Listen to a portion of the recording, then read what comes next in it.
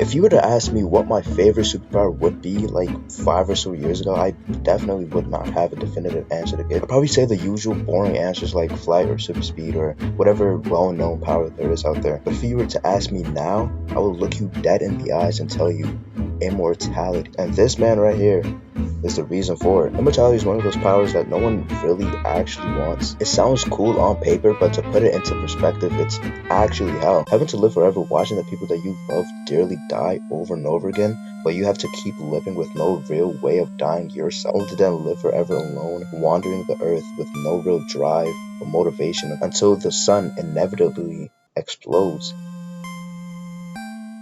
Which, I mean, sucks for sure, but I mean, I don't think of immortality like I see it as if it was like GTA 5, where I could do whatever I want, however I want. This way of thinking comes from the villain of the hidden gem of a manga called Ajin, Demi-Human, Samuel T. Owen, aka Sato the Demi-Human, or Sato the Ajin, which mean the exact same thing. In Ajin, there are people named Ajin who are just humans who cannot die. They could be born from a regular human family, live a normal life, and not knowing that they are actually Ajin until they die for the very first time. Ajin don't have any superhuman abilities or superpowers except for immortality, of course, which means, like I said before, they are literally just humans who cannot die. The only perk that Ajin have except for immortality are that they have the ability to summon IBMs, aka invisible black matter, or as I like to call them, invisible black men, as they are literally just invisible black men, which the Ajin can control and summon to do their own bidding for them. The way the Ajin's immortality works is really interesting, as it is not like your regular immortality where you live forever, or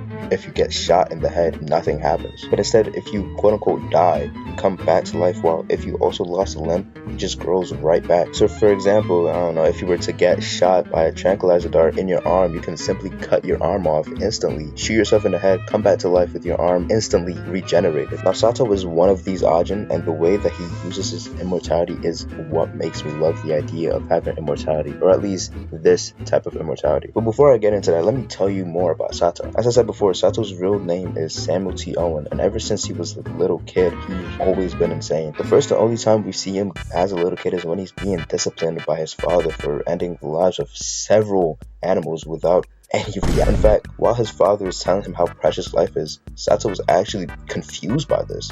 So from birth, he has always been this crazy. Later on in life, Sato joins the United States Marine Corps, and in his first 2 weeks of his 8-week recruitment training, he had been recruited into the ultra elite section of the military, named simply Team, which shows how incredibly skilled Sato actually is. This is important to know for pretty much the entirety of the manga, as his showings of military expertise is above the charts. Later on, Sato and Team are tasked for a secret recovery mission in Vietnam, and they complete the task with ease. And just as they were about to head back, Sato, for literally no reason except for the fun of it, fired a shot, causing a completely unnecessary gunfight, where he was smiling the whole way through, by the way, which caused one of the members to literally die and Sato to lose a leg.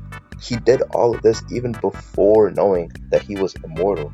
This guy is crazy. After being discharged for what he did, he spent all of his time just gaming it out. He was gaining high scores like it was nothing on arcade games. But later, his uncle, who is part of a crime syndicate, tried recruiting Sato into training the newbies that joined their syndicate. But originally, Sato declined, but when his uncle told him it would be in Japan, where all the games he loves to play were made, Sato instantly agreed. Fortunately, or I guess unfortunately, due to the crazy countrywide massacre, yes, you heard me right, countrywide massacre that Sato goes on, his uncle and his people get snuck up on and taken out, which then leads Sato into making a crazy ton of enemies in the underworld and then eventually killing him. But of course, him being an Ajin, he just comes back to life like it was nothing. Sato depicts his revival as someone entering a coin into an arcade slot in order to continue playing.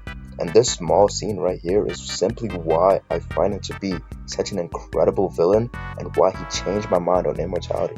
Because in all honesty, it really is just like a video game. Or in this case, I guess like an arcade game where you have an infinite amount of coins. I won't go into crazy deep detail on the things that Sato has done, as there are already a ton of those type of videos out there already. But he does some crazy shit, let me tell you. Like for example, he hijacks a plane and pretty much recreate 9/11. And literally my favorite thing a villain has ever done in media, which, for a little context before I tell you this, at this part of the manga, Sato has a list of important people in Japan that he wants to kill, and his next victim is a president of some company. I completely forgot, low-key. So Sato sends his people to go finish the job since he's bored and doesn't want to do it. But the main characters beat them, and so Sato has to get involved. But the building that the president is in is heavily secured and nearly impossible to get in. So to get in, Sato chops off his hand, deep fries it, packs it into a fried chicken box, and then sends it to the people inside of the building, jumps into a wood chipper, completely eviscerating himself, and pretty much teleports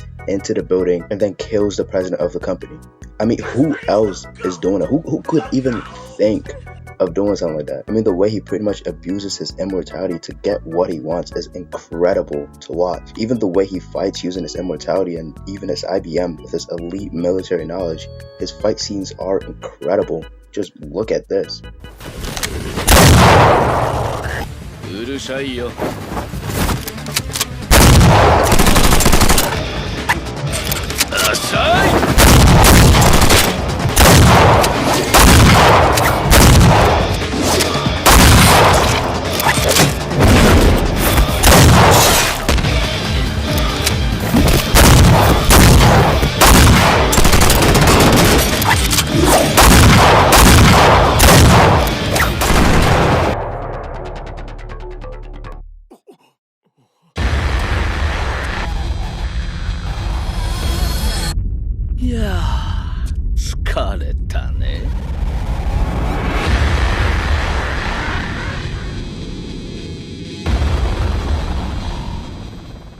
Sato is my favorite villain of all time, and as a character, he is amazing. He's just an immortal, psychopathic, elite military personnel that loves video games. What else could you want?